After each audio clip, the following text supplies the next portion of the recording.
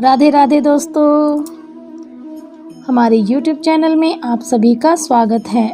आज हम आप सभी के लिए एक अनोखी कहानी लेकर प्रस्तुत हुए हैं, जिसका शीर्षक है आखिर बुद्धिमान कौन है और मूर्ख कौन है।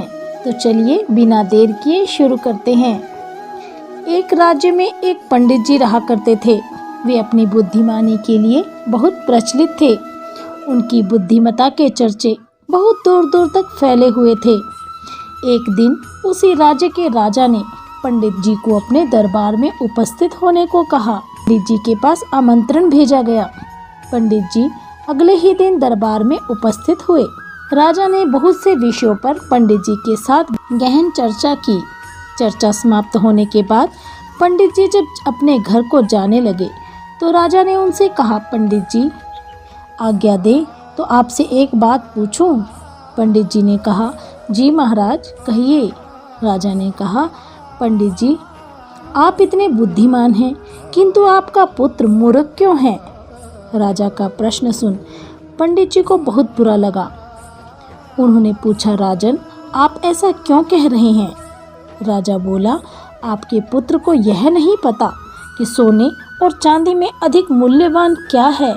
यह सुनकर सभी दरबारी जोर जोर से हंसने लगे। सभी को हंसता देख पंडित जी ने स्वयं को बहुत ही अपमानित महसूस किया और वे वहां से बिना कुछ बोले ही अपने घर को चल दिए। घर पहुंचते ही पंडित जी का पुत्र उनके लिए पानी लेकर आया और अपने पिता से बोला, पिताजी जल ग्रहण करें। पंडित जी का ध्यान घर में था ही नहीं। उनके दिलो दिमाग में तो सभी दरबारियों की हंसी गूंज रही थी। वह बहुत क्रोधित अवस्था में थे। पंडित जी ने जल लेने से मना कर दिया और अपने पुत्र से कहा, जल मैं तब ग्रहण करूंगा जब तुम मेरे एक प्रश्न का उत्तर दोगे। पुत्र ने कहा, पूछिए पिताजी आप क्या पूछना चाहते हैं। पंडित जी ने पूछा, सोने और चांदी में अधिक मूल्यवान क्या है। पुत्र ने झट से उत्तर दिया, सोना अधिक मूल्यवान है। पुत्र का उत्तर सुन पंडित जी ने फिर से पूछा, तुमने मुझे इस प्रश्न का बिल्कुल सही उत्तर दिया है, फिर राजा तुम्हें मूर्ख क्यों समझते हैं। राजा कहता है, तुम्हें सोने और चांदी में क्या मूल्यवान है यह पता ही नहीं है। पंडित जी की बात सुनकर उनका पुत्र सारा माजरा समझ गया और उसने अपने पिताजी से कहा, मैं रोज सुबह जब अपने विद्यालय को जाता हूँ उसी रास्ते के किनारे राजा जी रास्ते में अपना दरबार लगाते हैं। वहाँ ज्ञानी और बुद्धिमान लोग बैठकर विभिन्न विषयों पर चर्चा करते हैं। एक बार मुझे वहाँ से जाता देख राजा ने मुझे भी बुलाया और अपने एक हाथ में सोने का और दूसरे हाथ में चांदी का सिक्का रखकर कहा, इन दोनों में से जो तुम्हें मूल्यवान लगे उसे उठा लो। मैंने चांदी का सिक्का उठा लिया। यह देखकर उन लोगों ने मेरी बहुत हंसी उड़ाई और मैं चुपचाप वहाँ से चला गया। अब अक्सर राजा मुझे वहाँ बुलाते, रोज सिक्का उठाने को कहते। मैं रोज चांदी का सिक्का ही उठाता और लोग मुझ पर हंसते। मैं चुपचाप वहाँ से चला जाता हूँ।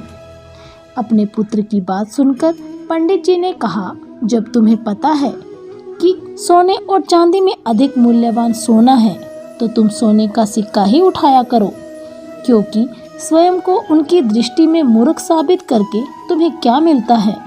तुम्हारे कारण मुझे भी अपमानित होना पड़ा। पुत्र ने हंसते हुए कहा, पिताश्री मेरे साथ आप अंदर चलिए, मैं आपको इसका कारण बताता हूँ। वह अपने पिता को अंदर के कमरे में ले जाकर वहाँ कोने में रखा एक संदूक खोलकर दिखाता है। पंडित जी उस खुले संदूक को देखकर आश्चर्यचकित रह गए। वह संदूक चांदी के सिक्कों से भरा था। पंडित जी ने पूछा, पुत्र यह सब कहाँ से आया। पुत्र ने कहा, पिताजी राजा के लिए मुझे रोकना और हाथ में सोने और चांदी का सिक्का लेकर मुझे पूछना एक खेल बन गया है। राजा जी अक्सर मेरे साथ यह खेल खेलते हैं और मैं चांदी का सिक्का लेकर आता हूँ। उन्हीं चांदी के सिक्कों से यह संदूक भर गया है। जिस दिन मैंने सोने का सिक्का उठा लिया यह खेल बंद हो जाएगा, इसीलिए मैंने कभी सोने का सिक्का नहीं उठाया। पंडित जी को पुत्र की बात समझ में आ गई, किंतु वे पूरी दुनिया को बताना चाहते थे कि कि उनका पुत्र मूर्ख नहीं है। इसीलिए उसी दिन वे अपने पुत्र को राजा के दरबार में ले गए और वहाँ पुत्र ने राजा को सारी बात बता दी कि वो जानते हुए भी चांदी का सिक्का क्यों उठाता था। उसकी पूरी बात जानकर राजा अत्यंत ही प्रसन्न हुआ और राजा ने पंडित के पुत्र की बुद्धिमानी की प्रशंसा की और अपने दरबार में सोने के सिक्कों से भरा संदूक मंगवाया। पंडित जी के पुत्र को देते हुए बोला, असली बुद्धिमान तो तुम हो, असली विद्वान तो तुम हो। यह सुन पंडित जी का मन भी प्रसन्नचित हो गया। तो कैसी लगी आपको हमारे द्वारा सुनाई गई यह कहानी? हमें कमेंट बॉक्स में कमेंट करके अवश्य बताइएगा। यदि आपको कहानी पसंद आई है तो हमारे इस चैनल को लाइक व सब्सक्राइब अवश्य करें। बेल आइकन ज़रूर दबाएं ताकि आपको हमारी सभी वीडियो की अपडेट्स प्राप्त होती रहें। आप सभी का हमसे जुड़े रहने के लिए बहुत बहुत धन्यवाद।